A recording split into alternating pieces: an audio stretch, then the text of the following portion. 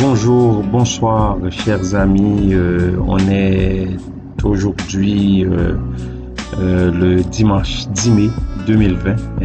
Aujourd'hui, je vous propose de garder en mouvement votre vie spirituelle. Donc, on vit une période difficile. On vit une saison de coronavirus. Oui, il faut le faire, chers amis, il faut le faire. Il faut garder notre vie spirituelle en action. C'est important, il faut garder cette vie en action. Il faut pas surtout nous concentrer seulement sur le physique, sur le matériel, mais concentrons-nous sur notre vie spirituelle. Chers amis, beaucoup de gens mènent une vie spirituelle, mais ils refusent de la placer sous le signe de la foi en Dieu. Ils essayent de la placer sur d'autres signes que la foi, car pour eux, cela n'a rien à voir avec la foi, ni l'espérance. Ils déclarent que le bon Dieu n'a rien à voir avec tout cela. Ils disent, je suis spirituel, mais je ne suis pas comme les protestants. Je ne vais pas à l'église comme eux. L'église n'est pas mon point fort. Cela ne m'intéresse pas. Pour moi, la spiritualité n'est autre qu'un état d'esprit, une attitude. Je ne suis pas comme les gens spirituels. Des gens qui se donnent à Dieu, des chrétiens qui passent leur temps à prier et à lire la Bible. Bref, je ne suis pas de ces spirituels-là. J'ai ma façon à moi de voir les choses, j'ai ma façon à moi de comprendre la spiritualité. Bon, cela se comprend partiellement parce que la vie spirituelle n'est pas l'exclusivité des chrétiens, ou l'exclusivité des croyants, ou encore l'exclusivité des gens qui vont à l'église, chers amis. La Bible déclare sans équivoque que l'esprit a été répandu sur toute chair. Si l'esprit a été répandu sur toute chair, ce qui explique que tout le monde a l'esprit de Dieu en lui. C'est ça. Tout être humain a dans sa vie une dimension spirituelle. Certains sont conscients de cette vie spirituelle, certains sont conscients de cette vie qui leur vient de Dieu, qui est un cadeau divin, mais d'autres malheureusement ne sont pas vraiment conscients de ce don et ils se prêtent par l'oreille à cette voix de l'esprit, mais cette voix est là et prête à se manifester en eux. Laissez-moi vous dire une chose. La vie spirituelle, chers amis, c'est écouter avec les oreilles du cœur.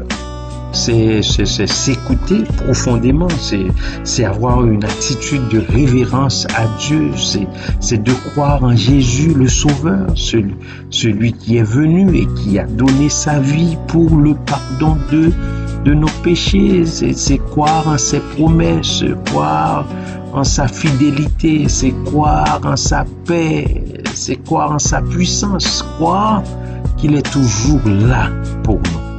Même dans les moments les plus difficiles, dans les moments les plus atroces de notre vie et dans les moments de coronavirus. En fait, c'est laisser Dieu nous parler, laisser les mots de Dieu tomber tranquillement dans notre cœur, goutte par goutte, dans notre vie de tous les jours. C'est entendre Dieu de façon profonde, mais il faut aller beaucoup plus loin que ça. Il faut encore méditer ce que nous entendons. Méditer, cela veut dire prendre soin des mots de Dieu. En plus que nous prenons soin des mots de Dieu, plus nous prenons soin des mots de Dieu, c'est plus Dieu va toucher notre cœur, il va toucher notre vie. Hein? Et là, on pourra dire que la bonne nouvelle fait son œuvre en nous. C'est de cette façon-là que nous allons entretenir notre vie spirituelle. Si nous n'agissons pas ainsi, les choses apparemment insignifiantes de la vie peuvent étouffer notre vie spirituelle.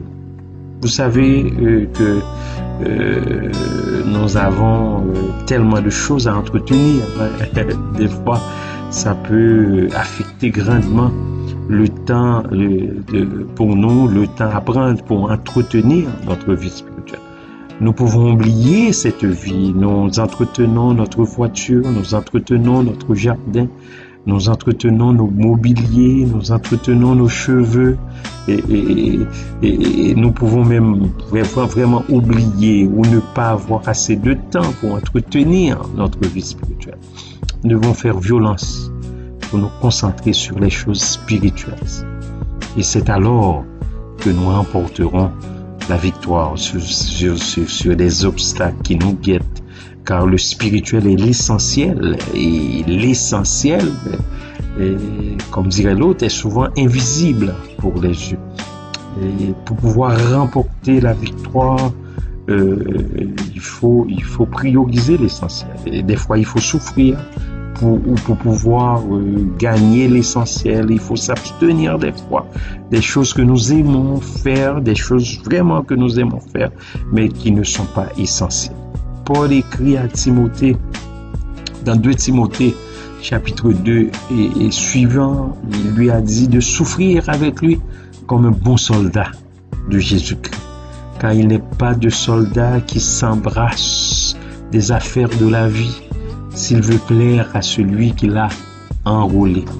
Et il continue en disant, et l'athlète n'est pas vraiment couronné s'il n'a combattu suivant les règles. Il faut que le laboureur travaille avant de recueillir les fruits. Donc, chers amis, gardons en mouvement notre vie spirituelle en cette période difficile, cette période c'est pas une période. Les gens qui me suivent savent que c'est pas une période dans cette saison de coronavirus. Pourquoi saison? Parce que la saison passe. Clébert Jean-Charles vous a parlé de Port-au-Prince, Haïti. À bientôt, chers amis. À bientôt.